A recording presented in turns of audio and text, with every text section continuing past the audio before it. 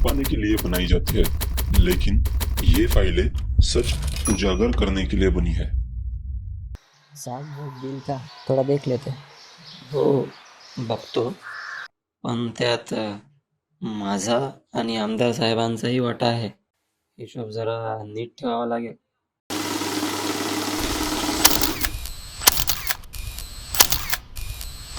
सड़क पर निकली ये नंगी सलाखें ये कब और कहां घुस जाएंगी कहा नहीं जा सकता। बरसात में अगर फिसल कर गिर गए तो हादसा तय है, इसलिए जरा संभल कर चलिए, क्योंकि ठेकेदार का अनुभव अभी पूरा होना बाकी है।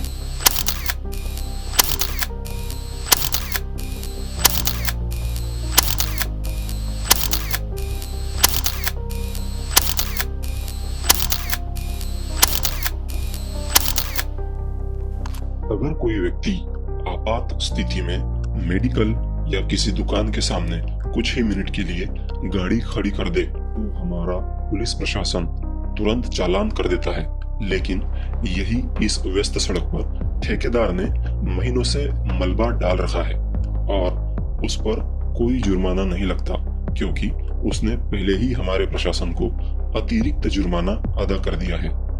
अब समझदार तो आप है ही, अतिरिक्त जुर्माना का मतलब अच्छे से समझ ही गए होंगे।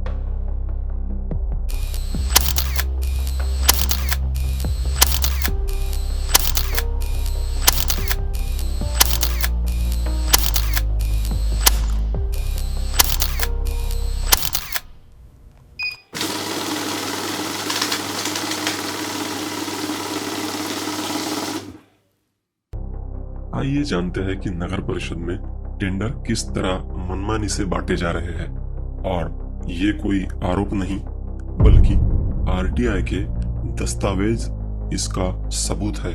काटोल नगर परिषद में जो टेंडर स्कैम चल रहा है उसका खुलासा 7 दिरहम टाइम्स ने माहिती के अधिकार के अंतर्गत किया है। जनाब, हमने मांगी थी बस कुछ ही मुद्दों पर जानकारी, और नगर परिषद का जवाब आया जानकारी ही नहीं है। अब इसे आप क्या कहेंगे? आइए खुद देख लीजिए स्क्रीन पर।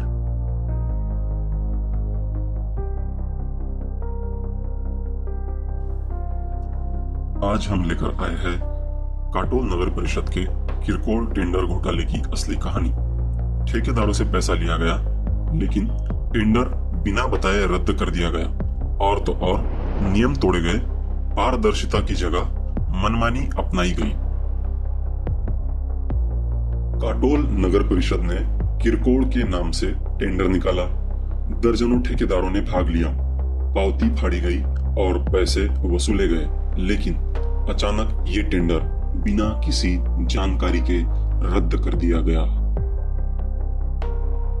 ठेकेदारों को न तो मेल आया, न एसएमएस, न कोई आधिकारिक नोटिस। जब नगर परिषद के सीईओ से जवाब मांगा गया तो कहा गया कि नोटिस बोर्ड पर लगाया था और युगधर्म नामक अखबार में सूचना दी गई थी।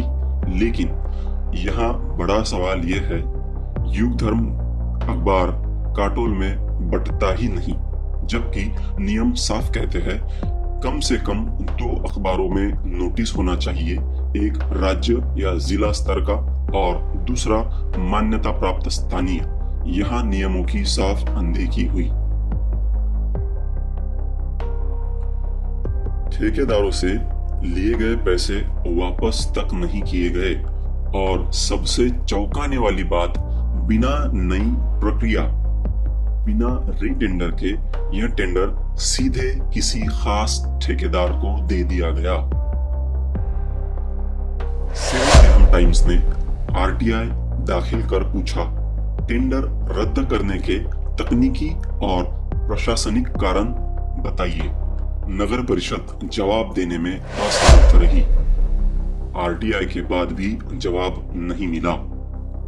उसके बाद पहली अपील दायर की गई, जिसके जवाब में नगर परिषद ने 14 अगस्त 2025 को सुनवाई रखी, जिसमें संबंधित अधिकारी को आदेश दिया गया कि उचित समय पर लिखित जवाब दे, लेकिन जवाब आज तक अधूरा है।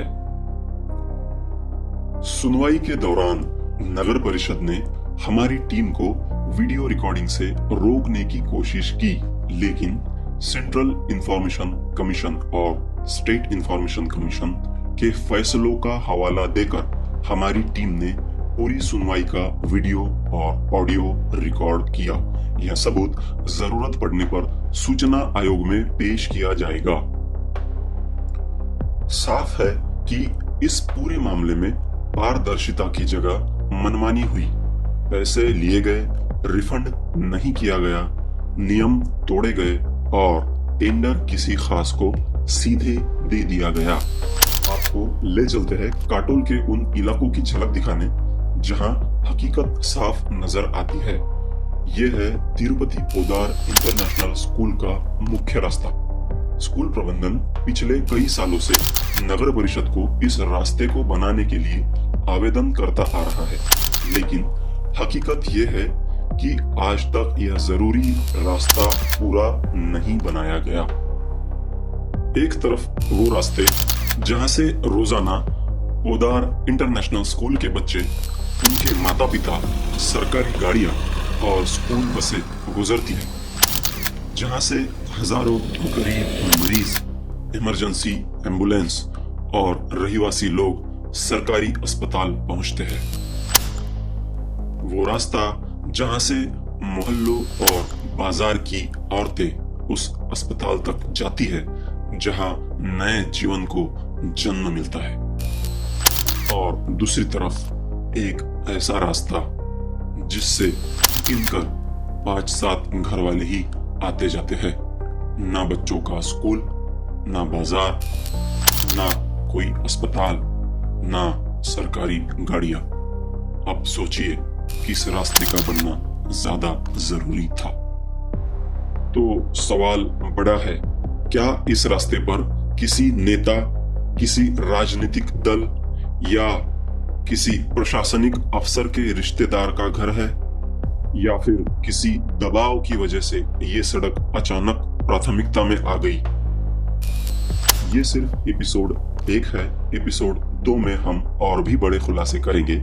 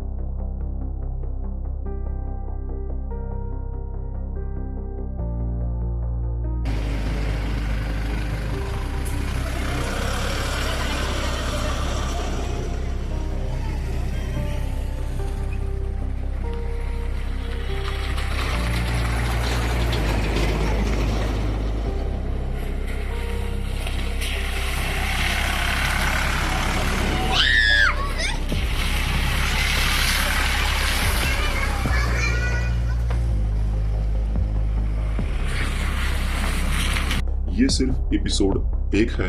एपिसोड 2 में हम और भी बड़े खुलासे करेंगे। आप देख रहे हैं 7 दिरहम टाइम्स काटोल।